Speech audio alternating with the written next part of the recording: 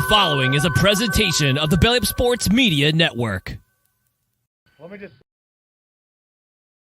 say, after view distorting the belt, they're proclaiming the real world champion. I'm going to tell you all, with a tear in my eye, this is the greatest moment in my life. When you walk around this world and you tell everybody you're number one, the only way you get to stay number one is to be number one. Woo! Welcome, everybody, to another edition of the Captain Lou Extravaganza live here on the Captain Lou Sports Network, powered up by the Belly Up Sports Network of podcasts. Sit back and enjoy as we bring you the latest and greatest in the world of sports, everything from the Detroit Lions to the state of Michigan sports to around the country and around the world. So what are you waiting for? Let's get out there and let's watch the latest edition of the Captain Lou Extravaganza. Hi, everybody. Welcome again to another edition indeed of the Captain Lou Extravaganza. We are live on the Captain Lou Sports Network on YouTube, as well as powered up by the Belly Up Network of podcasts.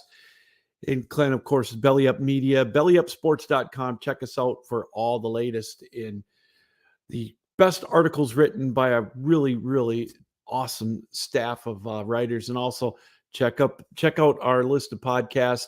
We've got a great lineup, every sport that you can imagine: football, basketball, baseball, hockey, you name it. The World Juniors are going on. We've got a complete amazing lineup of podcasts. That's at bellyupsports.com. Yours truly, Captain Lou, here with you. Happy holidays, everybody. Hope you all had a great Christmas, or if you're celebrating Kwanzaa, whatever. Happy holidays, and welcome to the end of 2022 as we go headstrong into 2023. And before we do that, we've got a great lineup of bowl games coming up. Of course, we've got the big ones coming up on Saturday. If you're a college football fan like a lot of us are, we've got the college football semifinals coming up here Saturday afternoon. It starts out with Michigan and TCU at 4 o'clock. And then, of course, Georgia and Ohio State at 8 o'clock. That caps off Saturday. Alabama's playing Kansas State, by the way, a noon kick, I believe, which is kind of weird to see Alabama playing in one of the New Year's Six bowl games at noon on a Saturday. Of course, it's a lot to do with kind of accommodating the NFL lineup on January 2nd, because after the bowl games on January 2nd, on Monday night, we've got one heck of a game coming up as well on Monday Night Football, as it's going to be the Cincinnati Bengals and the Buffalo Bills. So a lot of amazing football to talk about. Our Lions, well, what can you say about the Lions? Boy, they really came back to earth, didn't they? With that loss against Carolina on Sunday. They looked like they just came out of preseason in that game. I kind of watched it in disbelief. Did I drink the Kool-Aid? Maybe I did, but we're going to talk more about that a little bit later on. They've got some regrouping to do, and they don't have much time. That was a big, big window for them to get in the playoffs. Would they have won that? They'd have been 8-7. They would have been in the 7th position. They, in essence, would have knocked Green Bay out of playoff contention, which is a team that worries me now, because that means Detroit has to go to Lambeau. So we'll talk more about that a little bit later on. Todd Corder, a friend of the show, is going to join us here momentarily. We're going to talk college football, New Year's Six bowl games. We'll get his perspective on the playoffs. He's from the Atlanta area, and he'll get the Georgia perspective, the SEC look, as the SEC looking to keep their stranglehold on bowl game supremacy as well. Right now, one of the SEC teams, Arkansas, is just tearing it up against Kansas. Last score I saw was 31-7 in that one. And so without any further ado, let's go to our guest line and let's bring in our friend of the show, that being Todd Corder. Todd, first of all, happy holidays, Merry Christmas, and welcome back to the program. How are you? I'm doing great. Merry Christmas to you and your family, and Happy New Year. Well, Todd, why don't we get the elephant out of the room right now before we get into the college games? You were at Charlotte. and you were there in firsthand in person with your sons, watching the Lions kind of come crashing down to the earth. Man, that was a rough game to watch on TV. Had to have been a little disappointing for you in person. Try watching it in the 28-degree cold with wind, but it wasn't so bad. I mean, that part wasn't bad. It's not that they lost; it's how they lost. I mean, they let two running backs go over in a rush for 320 yards. Yeah. One averaged almost 9 yards a carry, and the other one about 8. I mean, they got beat in a demoralizing way. They ran all over them, and they whooped them up front. Their defensive line whooped the Lions' offensive line. The Lions really, to me, looked like they had a plan of just to really pass the ball, like they didn't think they could run the ball on Carolina at all. And the big play in the game obviously was the golf turnover. Yeah. That seemed to make it. Had Detroit scored a touchdown there, might have been a shootout, might not. But when you get ran on as bad as they did, you really got whooped on each side of the ball. Todd, I'm a little worried about the Lions in this respect. I think teams are starting to figure them out, especially Jamal Williams. He's been their go-to guy, but it's almost too predictable when they get down inside the 5-yard line. And I don't know if DeAndre Swift is healthy. I mean, I don't know if he's not getting enough touches or if they figured him out, but that worries me. Maybe not so much going up against Chicago, because I'm not all that worried about Chicago, but having to go to Lambeau with the playoff season on the line, I'm a little worried about that. Goff's having a hell of a year, but that running game, I'm a little concerned about that. Well, to me, Detroit needs to use all its backs and just, especially Swift, throwing the football to him. He's just as dangerous catching it as he is running it. They have a plethora of backs. They have a really good offensive line. Look, this league stands for not for long, and the Lions. I'm worried about any game they play, because anybody can beat anybody in this league. You saw the Texans give the Cowboys and the Chiefs a run for their money. They could have won either game. Take one game at a time mantra. You definitely have to do it. And yes, if Green Bay, if they beat Minnesota, they're going to be really dangerous in the year. If they don't, then Aaron Rodgers may not even play. So, but we got to get by this week first and get some help. I mean, Seattle needs to lose, and so does Washington. Yep. Even Detroit got a huge break last week, Lou, because had they just won the game, they would control their own fate. Now they didn't have an extra mulligan. What's crazy is, before we get into the college games, one of my teaser picks down the road here towards the end of my show is going to be the Seattle game. They are an underdog at home to a Zach Wilson-led New York Jets team, or Mike White, or whoever it's going to be. And I find that mind-boggling, because Seattle at home with they win. They're sitting in a really good position for the playoffs. And I that's my biggest worry. That loss to Seattle is going to come back to bite Detroit right in the behind. You know what, Lou? I like the Jets to win this Saturday. Okay. And I like Cleveland to beat Washington. I don't know why. I just do. And I like the Lions to win, and they'll control their own fate. I don't know why I do, but I do. I especially like the Jets. I think you're going to see White play quarterback. He's one tough kid. The Jets are just due. They gave Detroit everything they had. The Seahawks can't run the ball without their running back from MSU. So we'll see if he's even available. And I like the Jets to win in this game. They have the better defense. Well, we'll wait and see. That's what makes it fun on Sunday. We get such a huge slate of football this weekend, not just the NFL. And it's crazy, Todd. We've got a great slate of college bowl games starting this, Friday night, and it ends with an NFL game on Monday night on January 2nd after a great New Year's Day game. You can watch the Rose Bowl with Utah and Penn State. Then you got Buffalo and Cincinnati on Monday Night Football. It's a football fan's dream. But let's start with the big slate of games for college football this weekend. And I want to get right out of the gate, an SEC team in Tennessee in the Orange Bowl taking on Clemson. And it's kind of funny is we get a little bit of Michigan flair in this game because it's Joe Milton. It looks like it's going to be the starting quarterback for the Vols against Clemson. It sure is. And, one team, Tennessee, doesn't really – they're missing their starting quarterback. He's done for the year, as you know.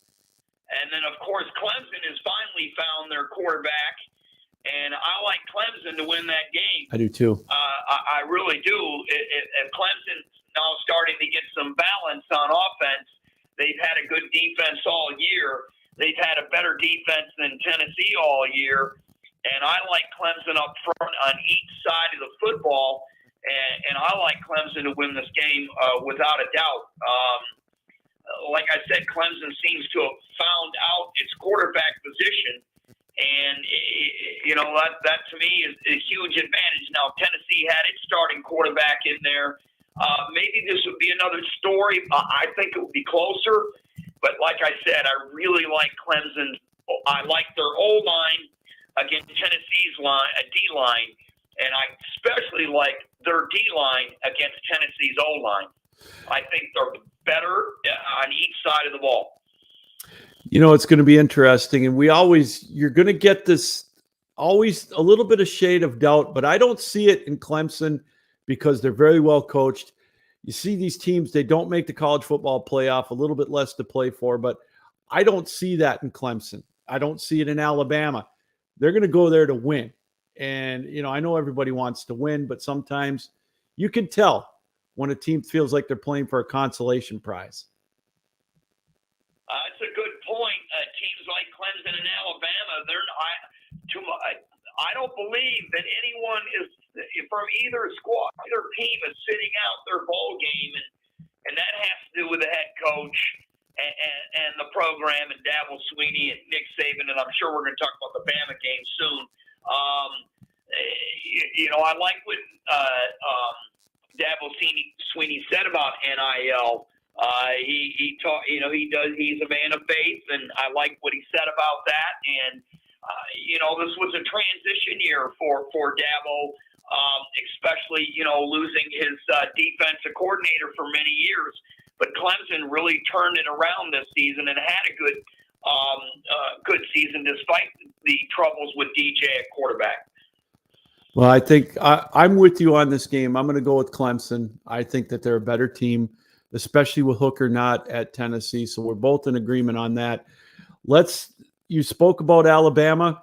They're playing in the Sugar Bowl. It's weird, Todd. It's like the appetizer to the college football playoff games on Saturday. I believe it's a noon kick, again, mainly because, the bowl games are on Monday.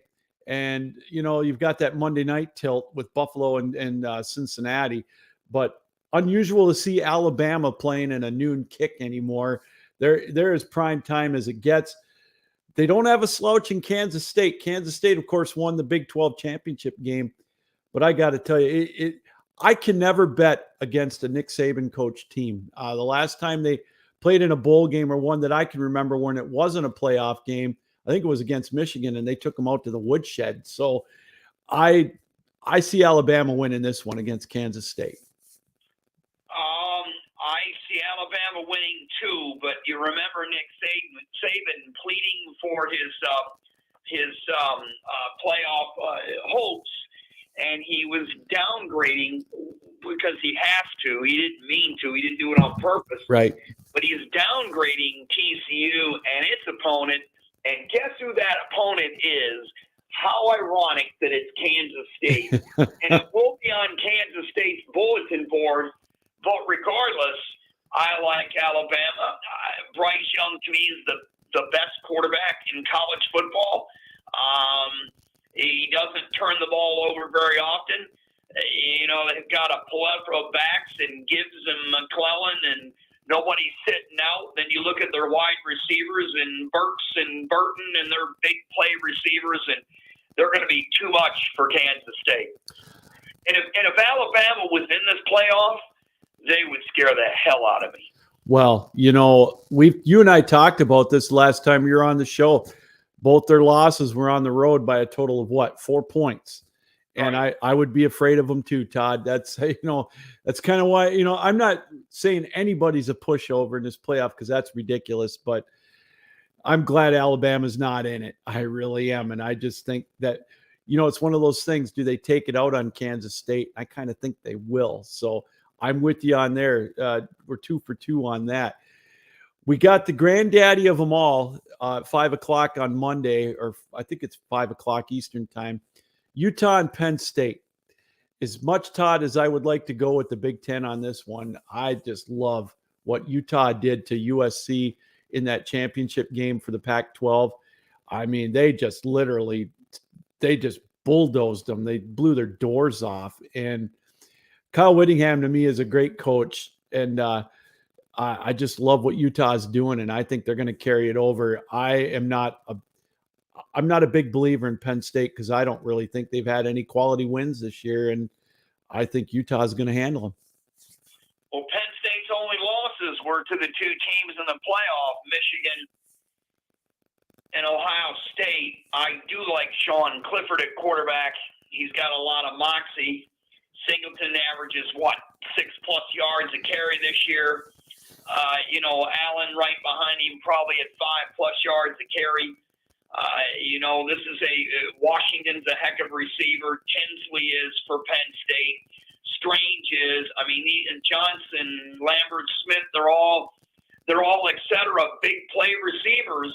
And if Clifford has the time to get the ball downfield, to me, it's going to be very interesting for Utah. Utah can't get off to a slow start and expect to come back.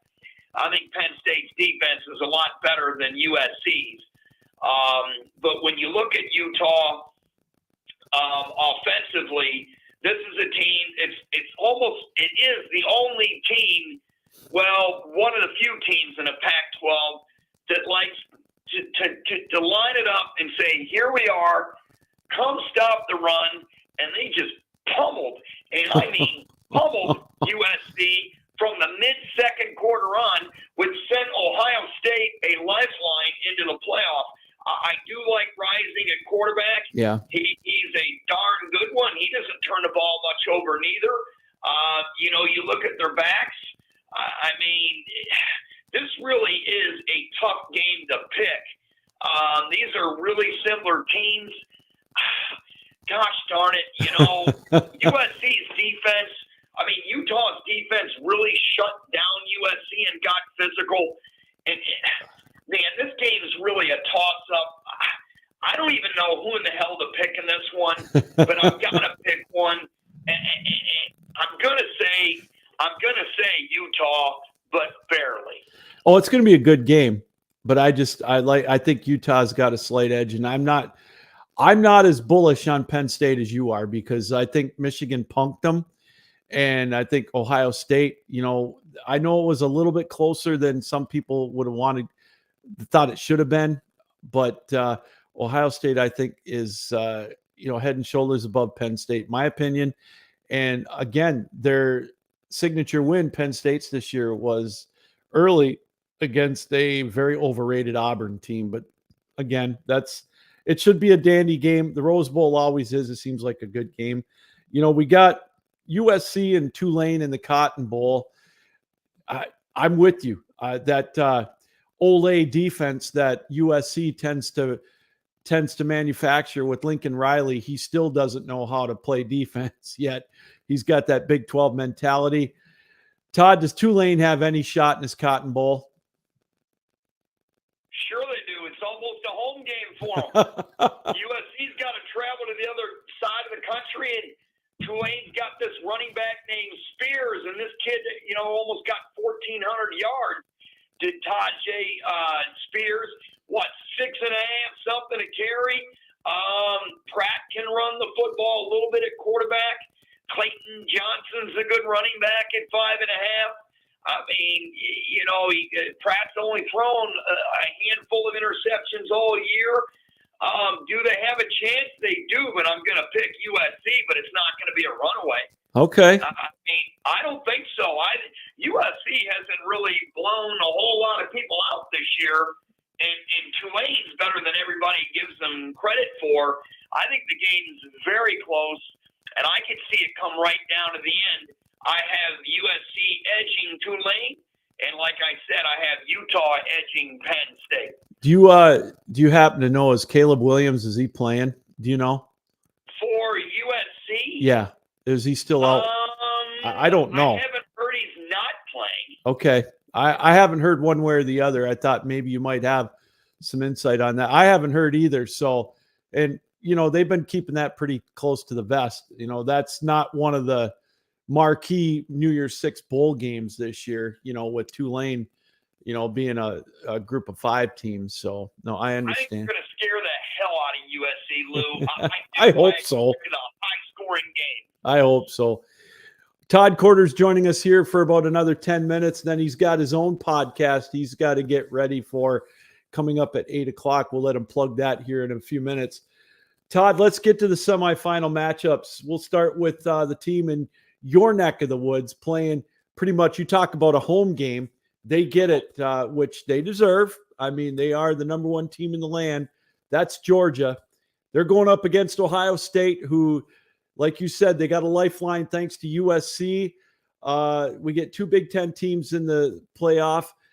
But I got to tell you, unless Ohio State has changed things defensively, I think the first thing that scares me about Georgia, Todd, I look at their tight ends. It's like, my goodness, 6'7", 6'6", and they're mobile. Stetson Bennett's playing well. I got Georgia winning, going away by about 12 to 14 points in this one. You know what? I tell you what, Ryan Day has already sent Whittingham a box of roses or chocolates or whatever.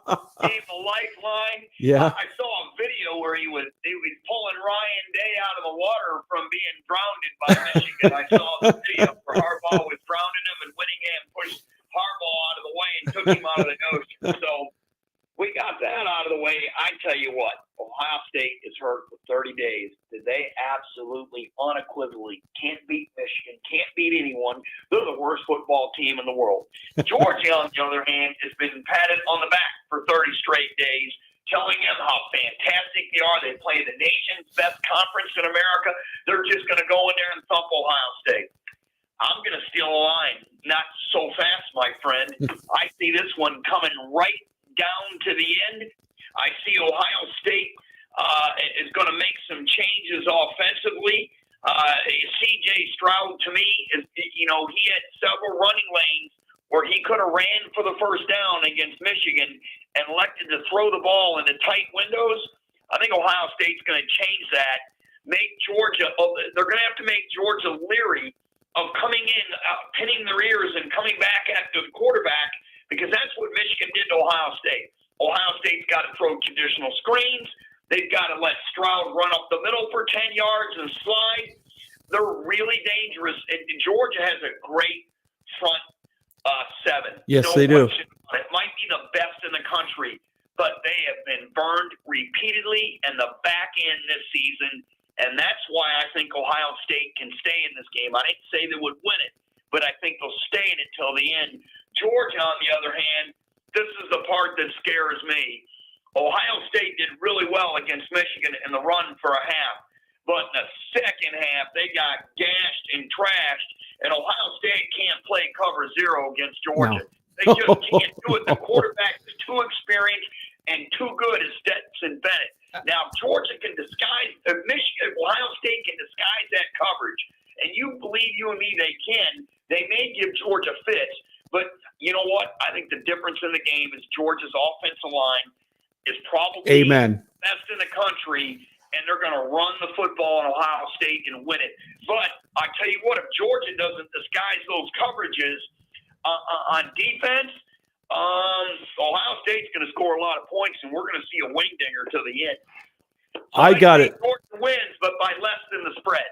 I got it 38-24. I just think Georgia's offense is going to wear down Ohio State. If they can't, they better have come up with something in this last month, because Michigan, you talked about it, they gashed them. Ohio State was gassed on defense in that second half. And I know that a couple of big plays, got the momentum turned around, but hey, Michigan exploited that. And, even without quorum, Edwards had a day, and I think Georgia's going to do it. I just ultimately think it may be close for a half, but I think Georgia's going to pull away by 12 to 14 points in the second half. I just think they're too strong up front on the offensive side of the ball, like you said. And that Bowers kid at tight end, and the other one, his name escapes me, but he's Washington. He's 6'7". He's a beast. And it just, who I want to see him play for? The Detroit Lions. Hell yeah, that would be great. They can, I would love to see that. But I just think, my personal opinion, I just think they're gonna pull away from Ohio State in the second half, and they're gonna win 38-24. Let's go to the other semifinal. A team that's near and dear to our hearts, Michigan, back to the playoff.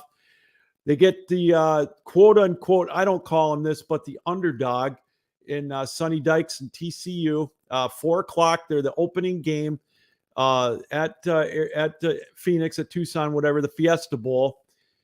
Todd, Sonny Dykes said all we got to do is stop the run, and we can beat Michigan.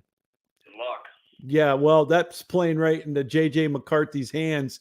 He's been pretty J.J. said the right things this week. Michigan's a 7.5-point favorite. It was 9. That's kind of scary. I think the MO, in my opinion, I don't think enough people are giving Donovan Edwards enough credit. I think Michigan's just too deep for TCU. I think this is going to be another one of Michigan's games where TCU will hang around, just like I said in the first one, for a half. But I think Michigan's just going to overpower them in the second half. Will they cover the spread? I don't know. But I got a feeling Michigan, last year they were happy to be there. Now they know what it takes to get to the next level. I think they can do it this time. I hate that comment. I hated that comment. The first time I heard it, my hair stood up. Oh, come on, we're happy to be there. You mean I don't know if I can. I won't curse. You got your bleep kicked on you by Georgia? No. Here's the deal. Michigan has been praised for the past 30 days. They're the best thing since sliced bread. TCU doesn't have a chance. TCU, on the other hand, they're really good, but they're not as good as Michigan. I think this game's going to be close. It'll be right around touchdown. But to me, the same reason as Ohio State. Michigan's offensive line is going to have its day with TCU. TCU has the 57th run defense in the country. They are going to get gashed. I don't care who plays running back for Michigan. It could be Stokes, Edwards. And I tell you what, Donovan Edwards, to me, he's just as big play threat as Blake Corum is, and maybe even better. I mean, this dude's got a stride. When he's gone, forget it. And then you look at Michigan and McCarthy, only 3 interceptions all year? Yeah. He doesn't turn the ball over. If they stack the box, he's going to be smiling and dialing the football. And I just don't see where TCU can stay there. Now, offensively, when you look at TCU, I look at guts, grit, moxie. I love the quarterback. You gotta love this kid Dugan. I mean, he was a Heisman. Was he a Heisman finalist? He was runner-up. Yep. So, he don't turn the ball over, and he's thrown over 30 touchdowns. But Michigan's secondary and stance drill against Ohio State was spectacular in the second half. Yeah. And but TCU can run the ball. They can, but they're not going to face. TCU has probably played a better overall schedule than Michigan this year from top to bottom, but they haven't played as good as opponents as Michigan has in Ohio State and Penn State. Well, maybe Penn State, but I don't think they played as good as a team as Ohio State all year long. Michigan to me, they're not going to face a defensive line as good as Michigan all year long. and I just like Michigan in this game. I actually like Michigan a little more comfortably than I do Georgia. Wow, I think we're opposite on that one. I just think Michigan has a penchant for playing close games in the big games, and that's fine. You know, I mean, they pulled away from Ohio State in the end, but I agree with you 100%. TCU. We picked all the same winners. Yeah. Oh no, I agree. But I love your point about TCU. They haven't faced a defense like Michigan's. The Big 12 doesn't have a defense that can compete with anybody in the SEC or the Big 10. I'm sorry. This is a home game for Ohio State. They might as well play this thing in Sanford Stadium. You made a comment earlier. I know you got to let me out. I don't like this stuff. I think Michigan and TCU should be playing in Atlanta, and Ohio State and Georgia should be playing in Arizona. I don't think in this type of format anyone should have home field advantage. I don't like it. Now, when we get to the playoff, and eventually I want to get to 16 teams where you got automatic Power 5 conference champions are in, and then take the top 11 in the polls and get it going, get the committee the hell out of there, because the committee doesn't watch these games. Right. They don't watch enough of them. I gotta agree with you 100%. What you just brought up, I want to refresh your memory on something. You're kind of a historian like I am when it comes to the NFL.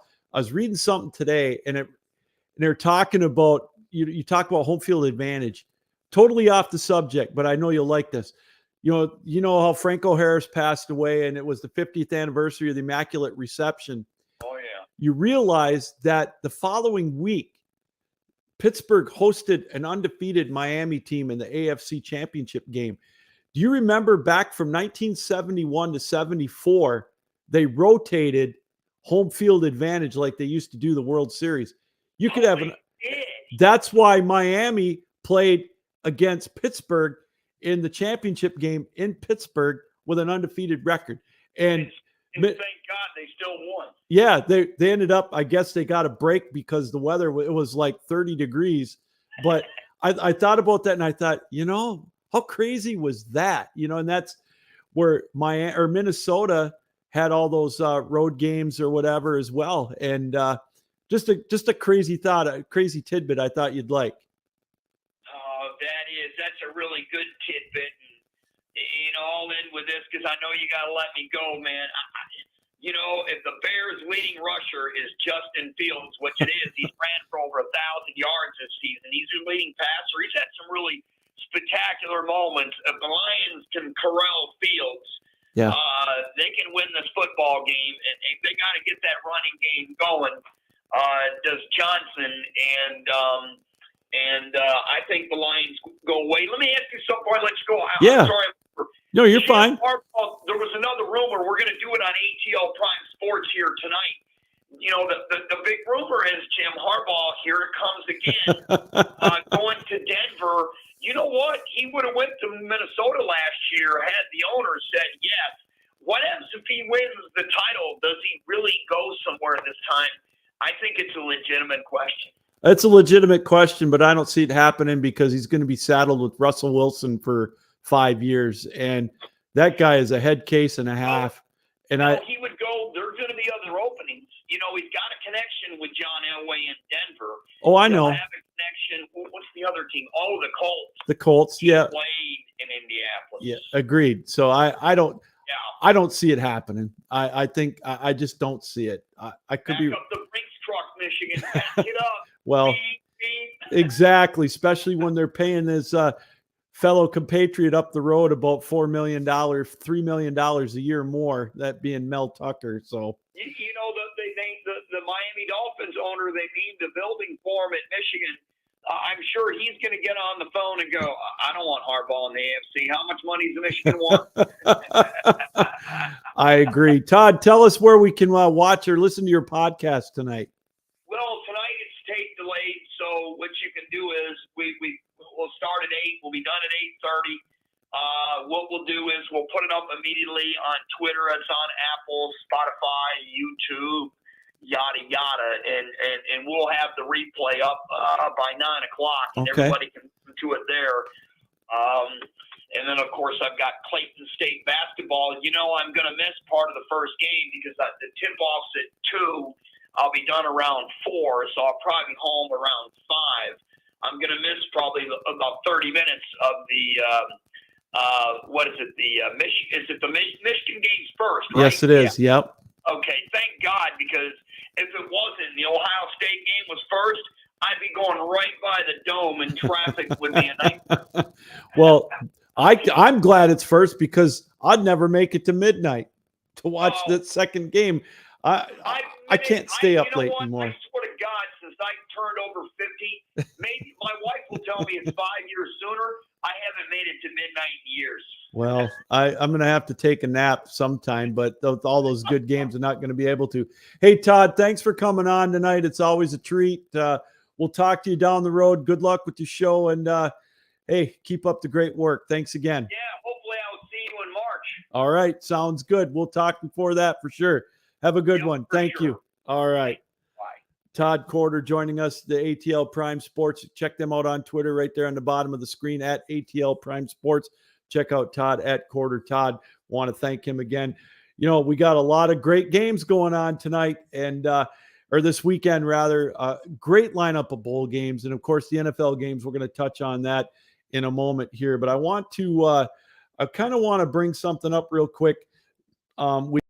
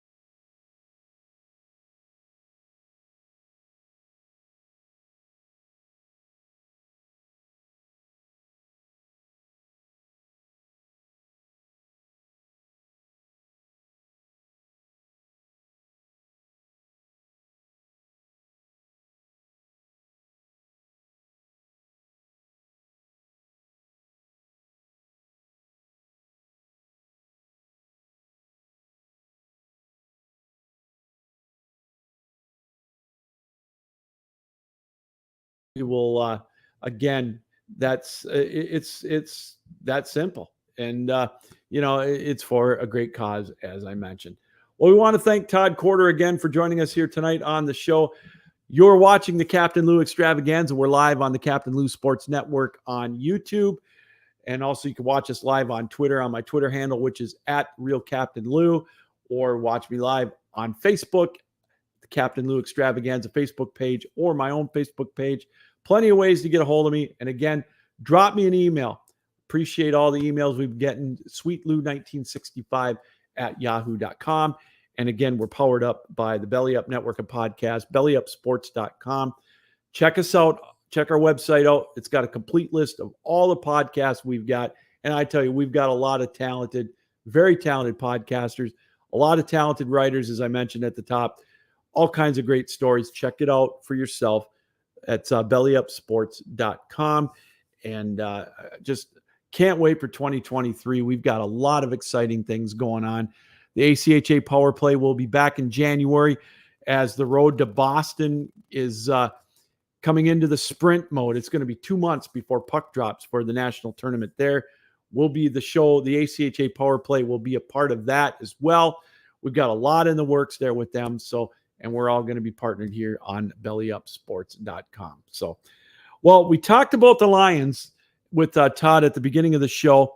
And also we talked about, it's bounce back time. They have to. That was an ugly showing against Carolina last week. Absolutely embarrassing. They looked like they didn't know what they were doing on both sides of the ball. And it's funny to me that, of course, everybody's blaming Goff because he fumbled. Anybody watch that game and actually see, they're saying, he had 6 passes deflected or whatever it was.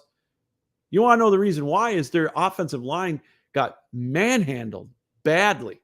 Both line of scrimmages did, or lines of scrimmage, if you want to be grammatically correct. And when you've got those guys in your face, it's hard to get over that line with those throws. And I'm not blaming Goff for this. The defense did not show up to play in the line. Oh my God. And it makes you wonder, were they reading their press clippings? Buying into the hype already that, hey, you walk through Carolina, you're going to be 8-7. You'll be sitting in the catbird seat because it was set for them. Washington went into San Francisco and got punked.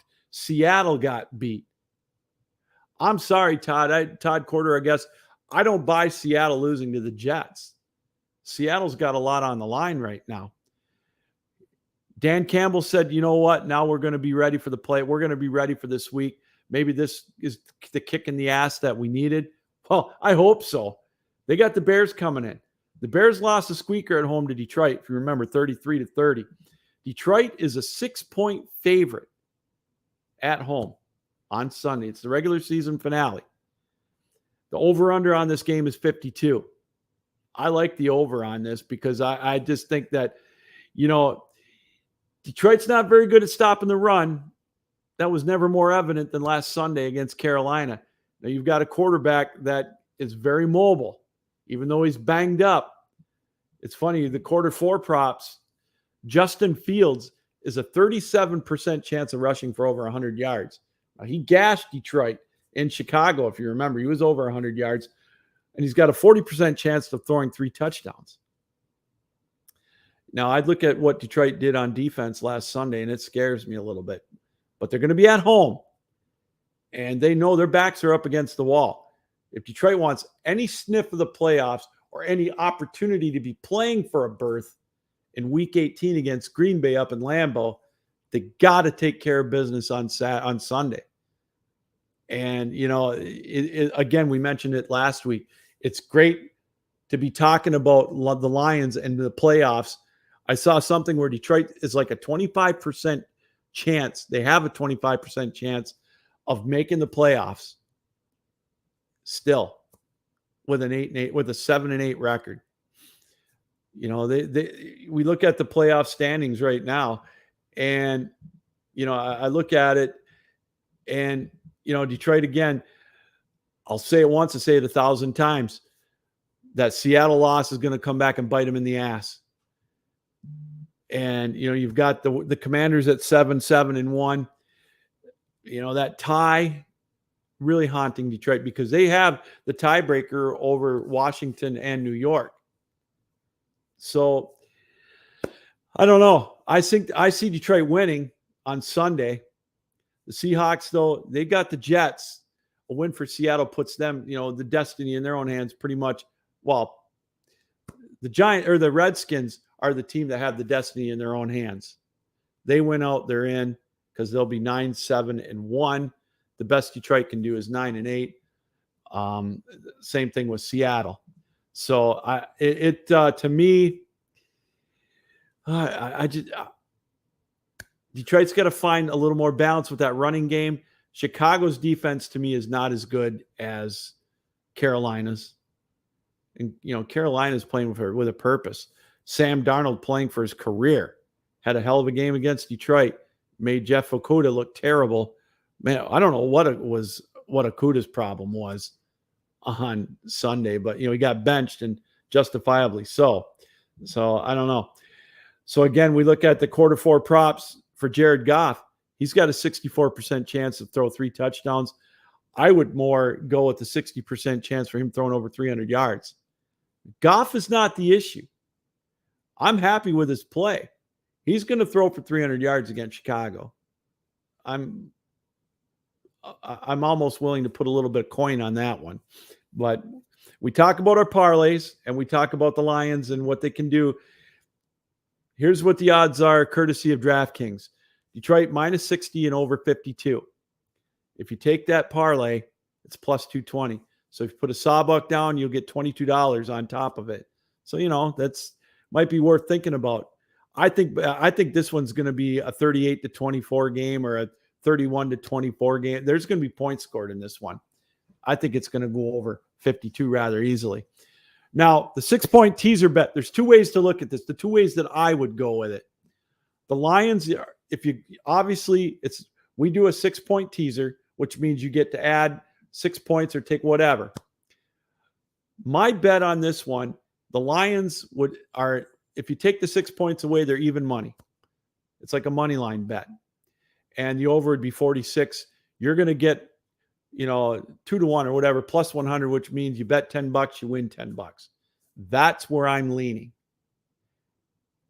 If you're a Bears fan and you think that the Bears can stay within 12 and it goes over 46, you get plus with 115. So you get a little better money on your odds. I'm going with the Lions even money. I honestly think they're going to bounce back on this one after that loss against Carolina. They're indoors. They're at home. I'm going to go with the Lions even money over 46, and it'll be plus 100. So you bet 20, you get 20 back or on top of it. So you get your money. It's 2-1 basically. You double your money. But if you're a Bears fan and you think the Bears can hang with Detroit, you're getting 12 points. And the over 46, you're looking at plus 115. You get a little better bang for your buck, if you will. I think Detroit's going to either way, I think you're going to win. It's a good possibility, but I like the Lions even money. But the Bears, you get a little better buy for your money. So giving you both options, those are the 2 ways that I would go in that game, but I'm leaning more towards Detroit. I think they can win outright. Do I think the Bears can cover 12? I think they can. So I think you get a winner both ways. So something to think about there. Last week with our locks and our teasers, we were 2-3. First losing week we've had in about 2 months. We're 23-12 on the year. So we're doing pretty damn good. If you followed my lead, you're winning some money this year, and congratulations. We've got a couple of Captain Lou 6-point teaser locks of the week that I want to talk about. And I'm going to go right into them right now. And they involve New York City teams, which I don't normally like to do because I'm not a New York fan on anything. I thought about the Philly game. They're playing the Saints. But I look at this Giants game. And the Giants, they are entertaining the Colts. The Colts are a mess. And the Giants, they win. They clinch a playoff berth. They're going to be 9-6-1. They can't lose. So they got a lot to play for. It's at home. The line is 6 points. So here's And you saw Nick Foles. You saw what he did at home. It was horrible. It was terrible. So I look at this first lock right here, my 6-point lock. You get 6 points. The Giants are 6-point favorites at home. You get a money line. And I'm going to go under 44.5 points. Nick Foles couldn't get more than 3 points against the Los Angeles Chargers at home. They're going to New York and outdoors. Now, I know it isn't going to be nearly what it was, on last weekend in the bitter cold, but it's going to be rainy this weekend. Take the under. So you can go money line and the under. 44.5, you're going to get plus 105. To me, that's a no-brainer. You bet $10, you're going to get $10.50 back. Bet 100, you get 105 back. You know the drill. Take the Giants money line with this teaser, and you get the under 44.5. Now, my other one, Seattle against the New York Jets. Seattle is a 1.5-point dog at home. They're playing for their playoff lives. I know the Jets are too, but the Jets have Mike White, or is it going to be Zach Wilson? Is it going to be Joe Flacco? Is it going to be Richard Todd? I don't know who it's going to be. I'm sorry, Ryan McCarthy, but I'm taking Seattle on my 6-point teaser lock of the week, getting over a touchdown at home, 7.5. And I'm sticking with the under 48.5 in this one. The Jets have a decent defense. So I think, but they have no offense. I think this is going to be like a 24 or a 28-17 game, a 24-17 game, but it's going to be in Seattle's favor. I'm going with Seattle. I know it's minus 115, but I like that lock. Those are my 2 teaser locks of the week. Give me Seattle plus 7.5 and under 48.5. If you go the 6 points the other way with the points, it's minus 36.5 and you get, or it's 36.5 over. It's minus 115. I'm going with the under on this one. Now, we always put the super parlay in as well. If you take both of these locks, my teaser locks, on DraftKings, you can parlay them and you get plus 285. You put $10, you get $28.50 back. You put $5, you get $13.50 back. Or 14.25. Sorry about that. So anyways, might be worth thinking about. A little extra action on New Year's Day after you're done watching Michigan beat TCU. Just saying. So there's our teaser locks of the week, and there's our picks for the parlays. Again, we want to thank you for joining us here on the Captain Lou Sports Network. We got about 5 minutes left before we wrap things up here tonight. Just want to take, again, a quick look at the playoff picture in the NFC and the AFC. The AFC right now, the clinch teams, Buffalo, Kansas City, Cincinnati, Baltimore, the Chargers, they're all in the playoff mix. Kansas City and Buffalo got their divisions clinched. Cincinnati and the Ravens are, they're in the playoffs. What a huge Monday night matchup, Buffalo and Cincinnati. If Cincinnati wins, they would put them at, that would be obviously tied with Buffalo, and they get the tie break. So Kansas City's watching that game with bated breath. I think Kansas City's going to go 14-3. They're going to win their last 2 games.